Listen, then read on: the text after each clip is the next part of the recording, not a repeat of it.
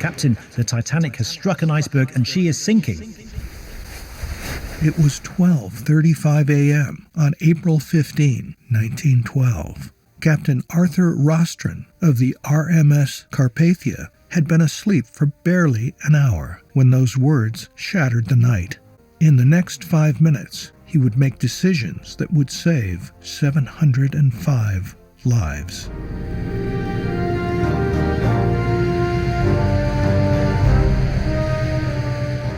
While the Titanic's band played and passengers struggled to comprehend their fate, a 49-year-old ship captain stood on the bridge of a vessel 58 miles away, his mind racing through calculations and commands that would push his ship and crew to their limits.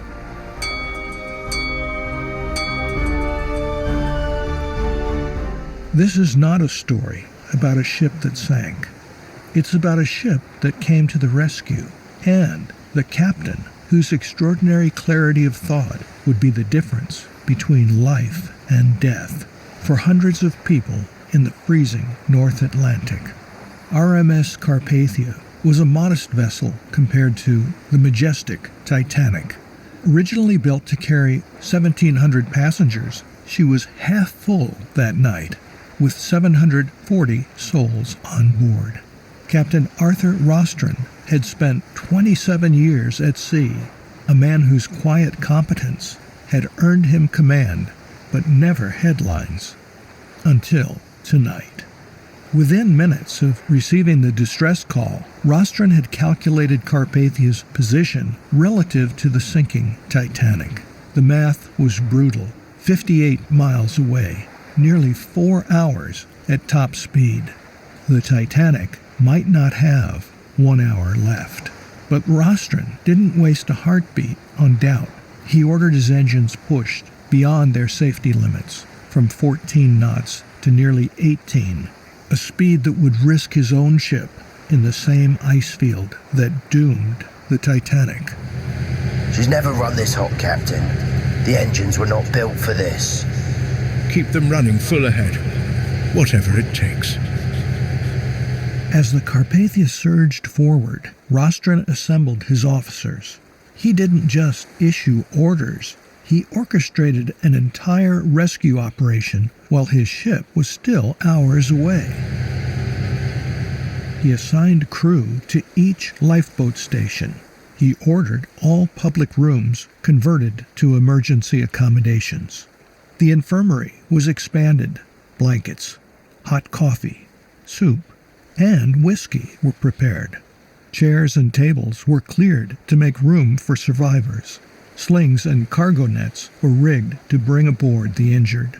Extra lookouts were stationed to watch for ice. Every detail was covered, every contingency planned for. Even the Carpathia's own lifeboats were readied, just in case they were needed to collect survivors from the water. What Rostron could not have known was that another ship was far closer to the Titanic that night. The SS Californian floated just 5 miles from the Titanic, close enough to see her distress rockets with the naked eye.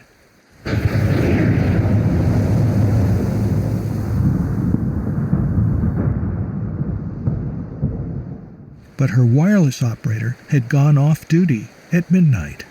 Her captain, Stanley Lord, had retired for the night. When told about strange lights and rockets in the distance, he suggested they might be company signals. Those look like distress rockets, sir.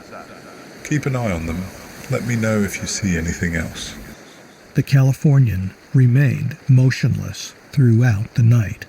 Meanwhile, the Carpathia raced through the darkness, navigating between massive icebergs, its crew peering into the night for any sign of the stricken vessel. Every officer aboard the Carpathia knew the terrible truth. At this speed, hitting an iceberg would mean their own destruction. Yet not one questioned Rostron's orders. His certainty gave them courage.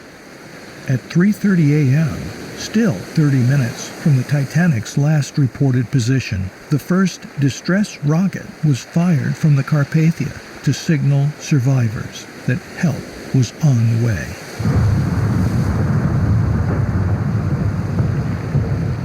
At 4 a.m., they arrived at the coordinates. Ice field dead ahead, Captain. No ship, sir. Just lifeboats scattered across the water.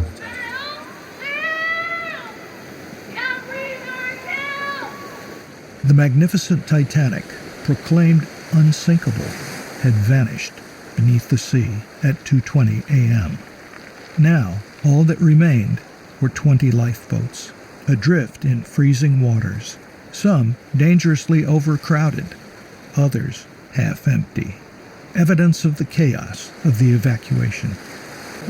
The Carpathia. Thank God. For the next 4.5 hours, Rostron guided his ship from lifeboat to lifeboat. He positioned the Carpathia to shield the tiny boats from wind and waves. He supervised as survivors, many frostbitten, some barely conscious, were carefully brought aboard. Easy now. Women and children first. By 8:30 a.m., the last survivor was aboard. Captain Rostron ordered a final sweep of the area. Nothing remained but debris floating on the stark blue water. Captain Rostron now faced another crucial decision: return to their original course for Europe or turn back to New York. After consulting with Bruce Ismay, the highest-ranking White Star Line official to survive, Rostron chose New York, the closest port for the traumatized Titanic survivors.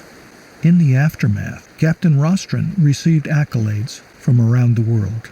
The survivors presented him with a silver cup and a gold medal. The American government awarded him the Congressional Gold Medal, and eventually he would be knighted by King George V. Even when the Carpathia was racing through a deadly ice field, he remained focused on the rescue, not the risk. When the Californian finally arrived at dawn, her captain was stunned to find nothing but floating debris. The Titanic was gone. So too were hundreds of souls who might have been saved had he investigated the rockets his own crew had reported. The tragedy of the Titanic is remembered through Hollywood's lens: the grand staircase, the doomed lovers, the musicians playing to the end. But perhaps the most important legacy lies in understanding the profound difference between one man who acted decisively and another who waited until morning. In times of crisis, minutes matter. Decisive action matters. The willingness to risk oneself for others matters. In the cold waters of the North Atlantic, where Titanic's sinking claimed 1,500 lives, the Carpathia's legacy endures because of one man who understood that in the darkest hour, action makes the difference. Captain Rostron and his crew did what no one else would do that night. They came to the rescue. In doing so, they saved 705 souls and carved their names into maritime history.